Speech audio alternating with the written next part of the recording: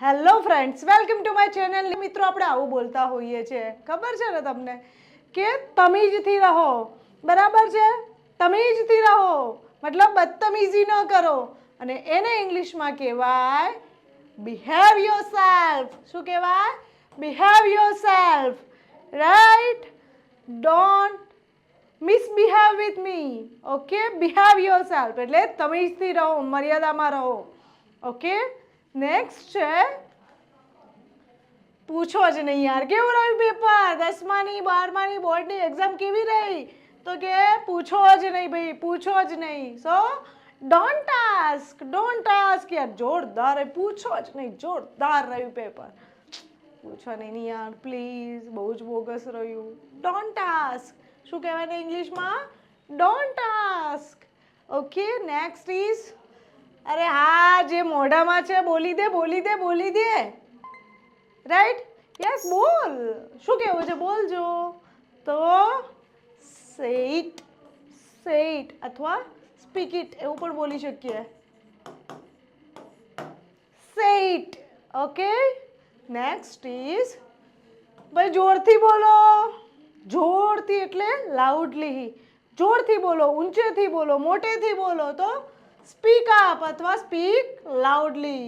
જોરથી બોલો અથવા ઊંચેથી બોલો, મોટેથી બોલો તો એને ઇંગ્લિશમાં કહેવાય મિત્રો સ્પીક અપ અથવા સ્પીક લાઉડલી. આ બંને તમે વાપરી શકો છો. ઓકે, સો જલ્દીથી ઉપર દોડીને જા, જલ્દીથી જાજો, સીડીઓ ચડીને ઉપર જાજો. એટલે આ અપસ્ટેર્સ એટલે મિત્રો સીડી ચડવી. રાઈટ? અને અપની જગ્યાએ જો મિત્રો ડાઉન હોય ને, DWN ડાઉનસ્ટેર્સ, તો સીડી ઉતરવી, પગથિયા ઉતરવા તો ડાઉનસ્ટેર્સ, અને પગથિયા ચડવા તો અપસ્ટેર્સ. એટલે ઝડપથી ઉપર જા તો શું કહેવાય? દોડીને ઉપર જા. ઝડપી દોડીને ઉપર જા એટલે ઝડપી દોડીને પગથિયા ચડ અથવા સીડી ચડ તો રન અપસ્ટેર્સ. રન ડાઉનસ્ટેર્સ. ઝડપથી નીચે ઉતાર, નીચે ઉતર. Then run downstairs. ઉભો રે, રૂકો જરા, સબર કરો. બહુ આવે છે ને હિન્દુસ્તાની ભાવનો એ વિડીયો. અરે રૂકો જરા, સબર કરો. તો ઉભો રે, ત્યાં જ ઉભો રે. એ રૂકો વાળું નહીં, હા, અહીંયા સ્ટોપ વાળું રૂકો નહીં, અહીંયા છે સ્ટેન્ડ. ઉભો રે ભાઈ, ત્યાં જ ઉભો રે, જ્યાં છે ત્યાં ઉભો રે. ઉભો રે, ઉભો રે, ઉભો રે, ઉભો રે એવું બોલીએ છે ને, એને કહેવાય કીપ સ્ટેન્ડિંગ. ઉભો રહેજે. બરાબર? ઉભો જ રહેજે. કહીએ છે ને હસતો જ રહેજે તો કીપ સ્માઇલિંગ. રોતો જ રહેજે તો કીપ ક્રાઇંગ. સો કીપ સ્ટેન્ડિંગ. નેક્સ્ટ. યસ ભાઈ, ગાડીમાં છો, ગાડીમાંથી બહાર નીકળતા નહીં, કારમાં જ રહેજો તો સ્ટે ઇન ધ કાર. જો હું બહાર જઉં છું, ઘરમાં જ રહેજો, stay in the house. Okay, પેલું તમે બકરીવાળી વાઘવાળી વાર્તા સાંભળી છે ને, કે કાચલીએ ઘર છાયા, ભટુડા બારણા ઉગાડો, ગોળ કેરી ભીંતળડીને શેરડી કેરા દાંડા, કાચલીએ ઘર છાયા, ભટુડા બારણા ઉગાડો. અને પછી આ વાઘ સાંભળી જાય છે ને આવું બોલે છે તો દરવાજો ઉગાડે છે બકરીના બચ્ચા, અને વાઘ બકરીના બચ્ચાને ખાઈ જાય છે. એક બકરીનું બચ્ચું સંતાઈ જાય છે. સો સ્ટે ઇન ધ હાઉસ, ઘરમાં જ રહેજો. સ્ટે ઇન ધ કાર, કારમાં જ રહેજો. ક્લિયર છે?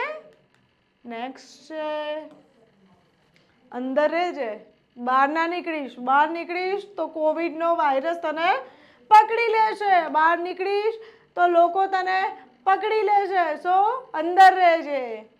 Stay in. Stay in. In એટલે અંદર અને સ્ટે એટલે રહેવું. Stay in. ઓકે, મારી સાથે વાત કરો. મને મારી સાથે કોઈ જ બોલતું નથી. તમે પણ નથી બોલતા. તમે બોલતા હોત તો મને કોમેન્ટ ચોક્કસ લખતા હોત. તમે કોમેન્ટમાં મને ચોક્કસ કંઈક ને કંઈક જણાવતા હોત, પણ તમે પણ નથી બોલતા મારી સાથે. So please talk to me. Please talk to me. એટલે મારી સાથે વાત કરો. નેક્સ્ટ છે સોરી. બોલ ને યાર, બોલ ને. કેમ રીસાઈ છે, કેમ રીસાયો છે? તો વાત કરું. સોરી, હું નહીં કરી શકું. હવે મારે તારી સાથે વાત નથી કરવી. તે મારી માટે કોફી કેમ મંગાવી? પણ તે મારી માટે કોફી કેમ મંગાવી? મારે નથી વાત કરવી. સો હું નહીં કરી શકું. આઈ can't do it. I can't talk to you. અહીંયા બીજું પણ લખી શકાય. I can't talk to you. I can't talk to you. હું તારી સાથે વાત નહીં કરી શકું. અથવા કંઈ પણ વાત એવી કરવી ને કે નહીં, આ હું નહીં કરી શકું. So I can't do it. Clear છે મિત્રો? આ તમામ વાક્યો તમે ડેલી યુઝ કરો છો. આ બધા ગુજરાતી વાક્યો આપણે રૂટીનમાં રોજમાં વાપરીએ છીએ. તો હવે આ વાક્યો ગુજરાતીમાં નહીં પરંતુ તમારે અંગ્રેજીમાં બોલવાના, અને આ રીતે તમારું ઇંગ્લિશ ઇમ્પ્રૂવ થશે. અને એક સરપ્રાઈઝ છે, ટૂંક સમયમાં આપણે આપણો કોર્સ પણ લોન્ચ કરવા જઈ રહ્યા છીએ.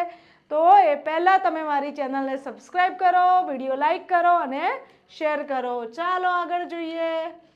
દૂર જા, દૂર જા, દૂર દૂર દૂર દૂર જા, દૂર જા. નજીક નહીં, દૂર જા. તો આ દૂર જાને કહેવાય ગો ફાર, અથવા આપણે એવું બોલીએ કે દૂર રહેજે. સો ગો અવે, દૂર જા. સ્ટે અવે એવું પણ કહી શકાય. દૂર રહેજે એટલે સ્ટે અવે.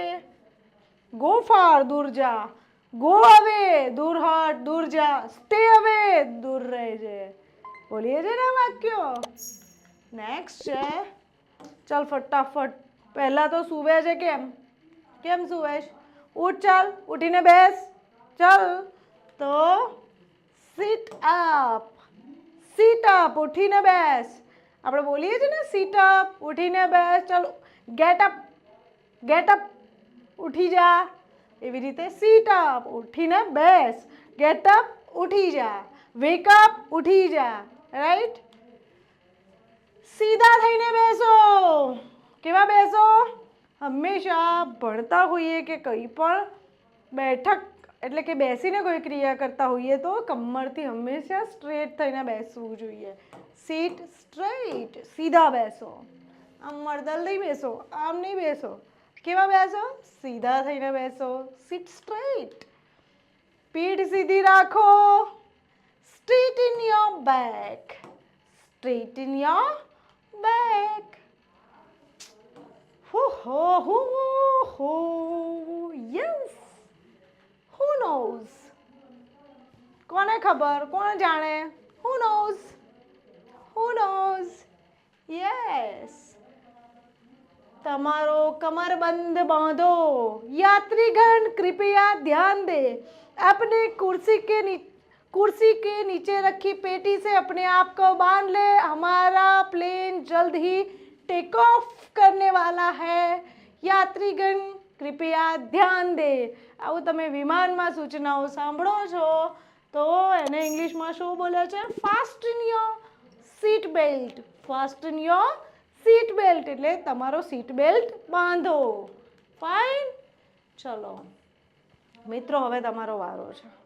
તમારે મને જવાબ આપવાનો છે આ વાક્યનું અંગ્રેજી શું થાય. ભગવાન જાણે. કોણ જાણે? ભગવાન જાણે. ભગવાન જાણે ક્યારે આવશે પરીક્ષા. ભગવાન જાણે કોણ પીએમ બનશે. ભગવાન જાણે કોણ સારો સીએમ છે.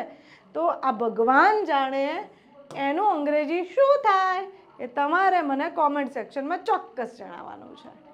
ઓકે, કેવો લાગે વિડીયો? અરે મેડમ એકદમ ઓસમ, એકદમ જોરદાર. Then like, share and subscribe my channel. મળીએ છીએ નવા વિડીયોમાં નવા લેક્ચર સાથે. ત્યાં સુધી બાય. નમસ્તે.